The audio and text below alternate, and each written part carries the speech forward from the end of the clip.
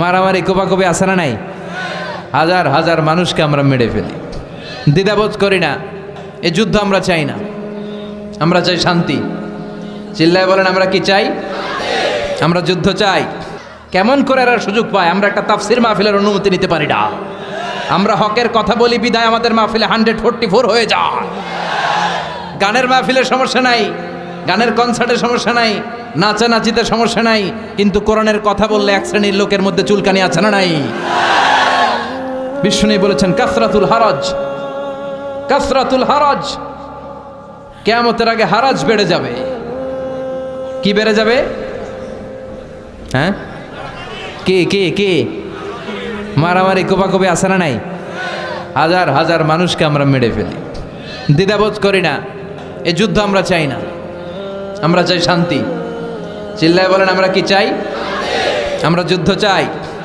যুদ্ধ নয় আরে যুদ্ধ নয়, নয় আর কোন তাজালা, সেই পৃথিবী আমাদের সকল মানুষের হোক নিরাপদ আবাস। সেই পৃথিবী আমাদের সকল মানুষের হোক নিরাপদ আবাস। We don't want to see any war in the whole world. We don't want to see any war in the whole world. যুদ্ধ নয় আর যুদ্ধ নয়, নয় আর কোন তাজালাশ, এই পৃথিবী আমাদের সকল মানুষের হোক নিরাপদ আবাস। এই পৃথিবী আমাদের সকল মানুষের হোক নিরাপদ আবাস। We don't want to see any war in the whole world.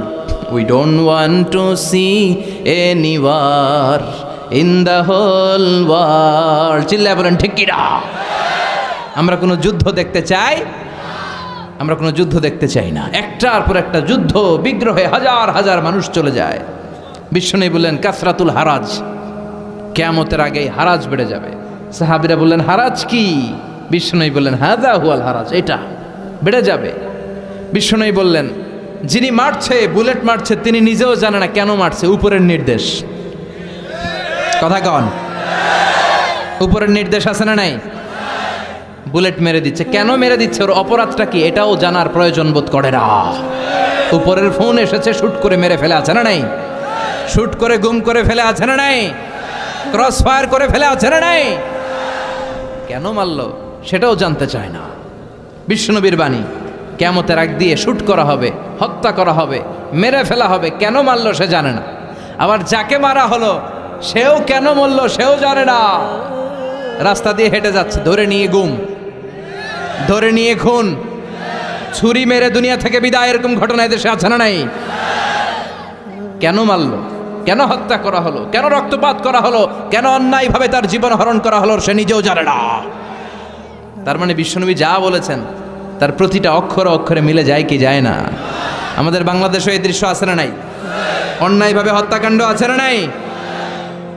কথার সাথে হুবহু মিলে যায়। আমানতের খেয়ানত আছে না নাই? সাহাবীরা বললেন কাইফা ইদাআতুহা ইয়া রাসূলুল্লাহ, আমানতের খেয়ানত কেমন করে হয়?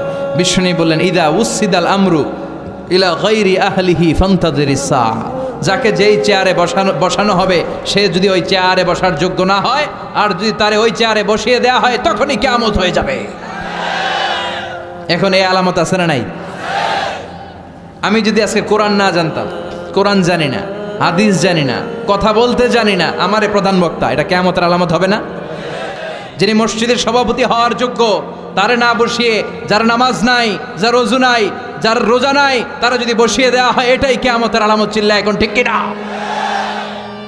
সভাপতি হওয়ার যোগ্যতা নেই সভাপতি, সেক্রেটারি হওয়ার যোগ্যতা নেই। মসজিদের সভাপতি সেক্রেটারি তো সে হবে যার সাথে মসজিদের আলাকাত বেশি, যে মসজিদরে ভালোবাসে, যে সিজনাল নামাজি না, 5 ওয়াক্ত নামাজ আসার চেষ্টা করে, যে মুয়াজ্জিন না থাকলে নিজে ঝাড়ু দিয়ে মসজিদ পরিষ্কার করে দেয়। কথা কন। এখন এর উল্টো হইলেই তো আমানতের খেয়ানত। যে শিক্ষক হওয়ার যোগ্যতা রাখে না, এরা যদি প্রাইমারি স্কুলের প্রিন্সিপাল বানায় দেন, দেশের অবস্থা কি হবে? যে মন্ত্রী হওয়ার যোগ্যতা রাখে না, এরা যদি মন্ত্রী বানিয়ে দেন, যে এমপি হওয়ার যোগ্যতা রাখে না, এরা যদি এমপি বানিয়ে দেন, যে নেতা হওয়ার যোগ্যতা রাখে না, এরা যদি নেতা বানায় দেন। যে ইমাম হওয়ার যোগ্যতা রাখে না, ওরা যদি ইমাম বানায় দেন, এটা কিয়ামতের আলামত। কথা কন। আবার তিরমিজির বর্ণনা বিশ্বনবী বলেন, ওয়াকানা জাইমুল কওমি আরযালাহুম, কিয়ামতের আগে সমাজের সবচেয়ে বড় চোর, বাটপার, বদমাশগুলো নেতা হয়ে যাবে। তাদের নেতৃত্ব মেনে নিতে হবে বাধ্য হয়ে। ভয়ে লোকজন তাদেরকে সালাম দিবে, অন্তরে তাদের জন্য কোনো ভালোবাসা খুঁজে পাওয়া যাবে না। প্রতিটা কথা বিশ্বনবী কেমন যেন বাংলাদেশ দেখে দেখে বলছেন। চিল্লা এখন ঠিক কিনা? আমানাত ওয়াল্লাযীনা হুম লিআমানাতিহিম ওয়া আহদিহিম রাউন।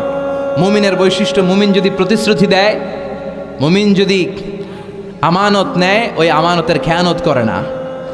আমানত এটা একটা ব্রড বিষয়। আল্লাহ আমাকে সম্পদ দিয়েছে, এই সম্পদ আমার কাছে আমানত। আল্লাহ আমার ব্যক্তিত্ব দিয়েছে, এই ব্যক্তিত্ব আমার আমানত।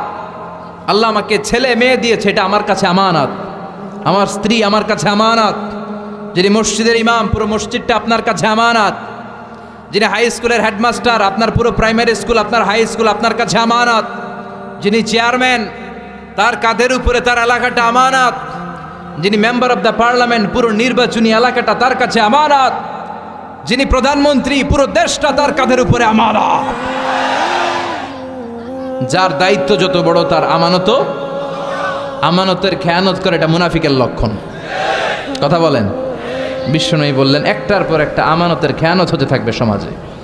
আমরা জাহান্নামের দ্বার গোড়ায় চলে এসেছি, কিয়ামতের দ্বার প্রান্তে চলে এসেছি। একটার পর একটা আমানতের খেয়ানত আছে না নাই? এজন্য আমাদের যার কাঁধে যে আমানত আছে, ওই আমানত আমরা রক্ষা করতে হবে। চিল্লা এখন ঠিক কিনা?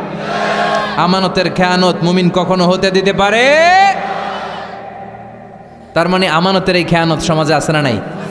সব জায়গায় আমানতের খেয়ানত। আল্লাহ আমরা যেন আমিন হতে পারি। বিশ্বনবী ছিলেন আস-সাদিক আল আমিন, সত্যবাদী, আমানতদার। বিশ্বনবীর এই দুইটা যদি কারো হৃদয়ে থাকে, তার নেতৃত্ব ছিনিয়ে নেওয়ার মতো দুঃসাহস কারো হতে পারে না। সত্যবাদী যদি হন, আর ট্রাস্ট অর্থিনেস যদি থাকে, আমানতদারিতা, লিডারশিপ আপনার হাতে ধরা দিবে। চিল্লা এখন ঠিক কিনা? তার মানে আমানতের খেয়ানত এটাও সমাজে দেখা যাচ্ছে। এরপরে বিশ্বনবী বলেন, আত-তাজাউল ফিল বুনিয়ান, কিয়ামতের আগ দিয়ে লোকজন বড় বড় টাওয়ার বানানোর প্রতিযোগিতা শুরু করে দিবে। বড় বড় বিল্ডিং আছে না নাই? খালির প্রতিযোগিতা, কাঠটার থেকে বড় বানাতে পারে। ওর 2 তলা তো আমার লাগবে 5 তলা, ওর 5 তলা আমার চাই 10 তলা। কিন্তু ও তাহাজ্জুদ পড়ে, আমারও পড়া লাগবে, এই চিন্তা নাই। ও যাকাত দেয়, আমারও যাকাত দিতে হবে, এই চিন্তা নাই। People will start to compete in constructing high-rises building in the cities. লোকজন সমাজে বড় বড় টাওয়ার। সৌদি আরবে দেখেন বিশাল টাওয়ার, জমজম টাওয়ার। দুবাইতে দেখেন বুর্জ আল খলিফা। চায়নাতে আছে সাংহাই টাওয়ার। একটার পর একটা টাওয়ার বানানোর প্রতিযোগিতায় মানুষ লিপ্ত হয়েছে। তার মানে বিশ্বনবী যা যা বলে গিয়েছেন, তার হুবহু প্রমাণ আমাদের সমাজে আছে না নাই?